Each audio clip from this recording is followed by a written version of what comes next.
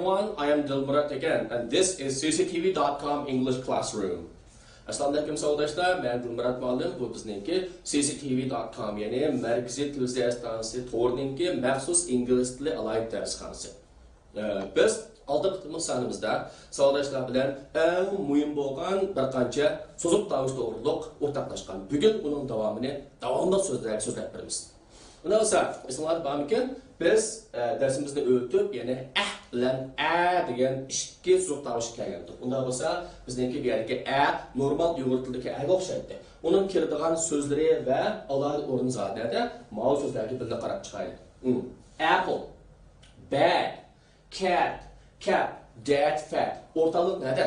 O'rtaliq bu so'zlarning orasida bir dona bizning PN'dagi A harfi yoki ingliz tilidagi shu birinchi harf A B C D, A B C D'dagi A bor.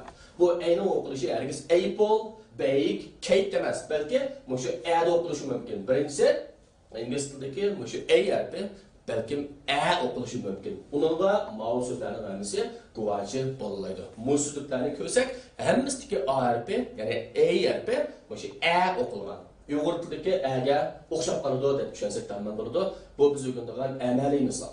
Unda bo'lsa, bugungi darsimizda biz davomli turda yangi so'z tovushlar bilan tanishamiz. Qarasak, 3 ta so'z tovush chiqib o'tdi. Bu so'z tovushlarning har birisi qanday o'qilgandir. Birinchisi keyingi qo'shib turibdi, oldida 3 sanskrit turibdi. Ikkinchisi ta'tir e turibdi. Uchinchisi mayada bir dona bili yo'q bir dona a turibdi. Bularning o'qilishi mandaq bo'ldi. Birinchisi yana xamis tilidagi degan so'zni o'qib, keyinga arxoyin, ya'ni rina qatirsak bo'ladi. Birinchisi so'zildi. Ikkinchisi kesildi. Dal mushq birinchi so'z tovushni kesib o'qiymiz, keyinda arxoyin yo'q. Yana qanday o'qiymiz? Ma'vo xamis tilidagi degan so'zlar o'xshaydi. Ma birinchisi keyinga arxoyin qatilgan so'zlar keldi, deb o'qiladi. Üçüncüsü bu nayet asan. Yani bu bir A harfi. Biroq A harfi o'xshagan bilan uyg'ur tilidagi. Buning o'qilishda keyinda kesiliblar, ya'ni hayajon imliq so'z deganga o'xshab qolgan bir holat o'qildi. Qanday o'qiymiz? Bu hargiz normal A emas, balki 4-tonda kesilib o'qiydigan, keyinda bir dona undashlarga keladigan degan so'zga o'xshaydigan bir tovush. Birlashtirib o'rgansangiz nayet yaxshi chiqadi. Unda bo'lsa qaytadan o'qiylik. Maaşlı tavuşun asqadırı so'li xavfsizlikdan foydalanib turib degan so'z bilan biriktirilish. Ma'vo normal qo'saq açtı degandiki la deganga o'xshab qolgan bir tovush. Ma'vo keyingi arxoyin kelga oldi. So'zildi. Ma'vo bo'lsa bu A harfining keyiniga 4-tondagi undash kelgan bir holat. Degan tovushi. Unda bo'lsa biz bularning nimaligini bilib oldik. Biroq buning bilan ish olmaydi. Biz bularning nerede keladi, qaysi so'zda keldi, so'zlarning o'qilishi qanday, qaysi harflar birikkan vaqtda mushkul holatda o'qiladi, bularni amaliy misoldan ko'rishimiz kerak. Chiqib turibdi. Ya'ni ingliz tilidagi E harfi bilan R harfi birikkan vaqtda uning o'qilishi ma'vo bizningki arxoyin tovushga mos kelishi mumkinchiligi bor. Masalan, alaylar, qaranglar. Eraser. Buniki hammasini o'rtaqligi bor. Mana biz shu ko'k rangda berilgan qismi mushu tovushda o'qiladi. Masalan, eraser, driver, father, mother, her, ladder, ruler, headmaster, rubber, headmistress degandek gaplarning hammasi oxirgi bo'lak bo'lgan er o'qilgan vaqtda mush tovush degan tovushda o'qilishi tamoman mumkin. Undan keyingi qismlarda biz birga ko'rsak bo'ladi. Qaranglar. Endi A harfi bilan harfi birikkan holatda buning o'qilishi mushu degan tovushda o'qildi. Masalan, bird, third, dirty, girl, sir. Bularning shu ko'k nimda rangda bo'yab qo'yilgan qismi qo'shma ma'vo harflar o'qilishi yangilam bo'lib ketadi. Mana bu amaliy misoldir. Bundan davomida darsimizning keyingi qismini ko'rsak, yana alohida ahvollar bor. Masalan, O harfi bilan R harfi birikkan vaqtda hargiz bo'lishini tayin. Bu bo'lmaydi, yangilam bo'ladi. Alaylik, ma'vo harfini nurg'un o'quvchilar biladi. Windows'dagi Word uchun. Ama bu herkesme o emas, belki word, word. Ma herkesme word emas, word.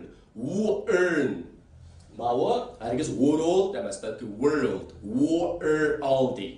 Bu okulga vaqtda nurg'un savoldaşlar, bu muallim o'qigan qo'l dedi, undaq emas. Bu yerga o'ni chiqargan ham birinchi harf bilan o'qilishi. Aniki ma o bo'lsa re bilan birikib hargismi or emas world mana bo'ladi. Aniki you harf bilan or harf birikkan vaqtda ur bo'lishni atayin. Har vaqt ur bo'lib ketmaydi, balki bo'ladi. Masalan, ma hargismi purple emas, purple. Ma turtle emas, balki turtle. Malı hergismo burger emas, balki burger deyiladi. Mana bu biz bugun nəhayət keraklik ham muhim masala hisoblanadi. Üçüncü bir tavsiyamiz bugunki bizniki nəhayət oson bo'lgan. Ya'ni uyg'ur tilida ana, vatan deganga o'xshab qoldigan so'z bilan keladigan tavush mushtal shu. Shu so'z bilan bu tavushning o'qilishi o'xshaydi.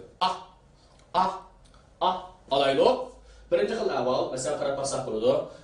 Sözden o'ttirib kelgan you harfi balki shu o'qilishi mumkin. Ma'lum hargiz but emas. Ma'u kokonut emas, ma'u bus emas. Hammasi o'qiladi. Alaylik. But coconut, bus, under, mom, umbrella, uncle, ugly. Ya'ni you harfining o'qilishi nima bo'lsa o'ylashlar bu yerda hammasi bo'lib ketdi. Hargiz u emas, bo'lib ketdi. Xo'sh. Unda bo'lsa davomli turda o'zimizningki shu yimbyo yoki bo'lmasa xalqaro o'qilishni davom etamiz savolashlar. Unda qarsak, bu yerda biz biladigan, hammalar uchirtib baqqan pingindagi yoki bo'lmasa shu matematik fizika-ximiyadagi chiqib qoladi.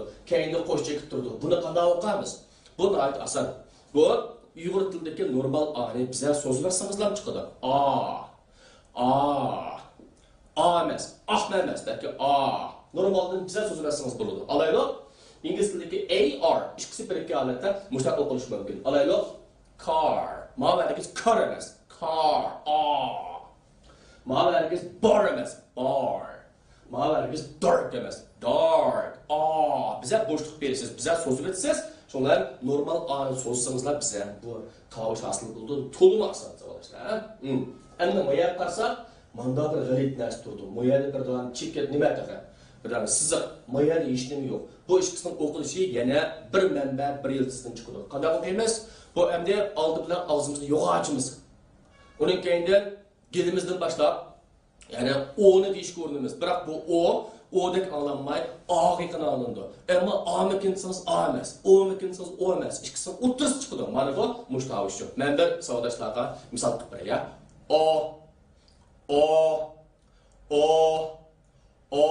Yani nima o'xshaydi ekan? San'at institutidagi ovoz mashq qilgan o'quvchilarning og'zini yo'g'aytirib, deyishga o'xshab qaradi. Ashini esingizga keltirib qo'ying. Ana qo'shchik pasni so'zib o'tamiz. Qo'shchik yo'qsin tezroq o'qiymiz. Bu tovush mishat tugan. Masalan, so'zlarimiz.